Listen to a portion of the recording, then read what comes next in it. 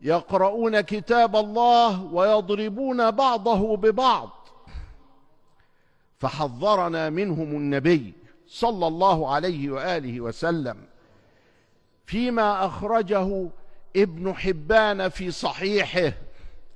قال رسول الله صلى الله عليه وآله وسلم: الخوارج كلاب أهل النار. وقد كان، وخرجت الخوارج على مدينة العلم، على أصل أهل البيت،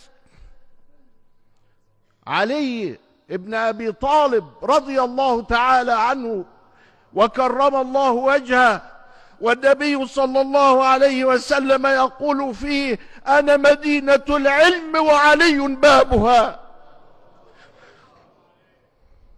خرجوا يقاتلون، فأرسل إليهم ابن عباس، وكانوا 6000، فجادلهم بالقرآن والسنة فرد منهم 2000، وبقي 4 يقاتلون لأن الله حكم عليهم أن يكونوا أهل النار، والله غالب على أمره ولكن أكثر الناس لا يعلمون. أيها الشعب المصري، سيهزم الجمع ويولون الدبر.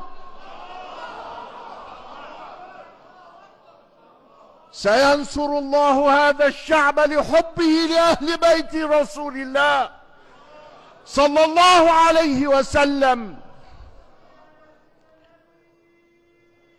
يقول رسول الله صلى الله عليه وسلم في وصفهم: أحداث الأسنان، سفهاء الأحلام، يقولون من كلام خير البرية لا يجاوز إيمانهم تراقيهم.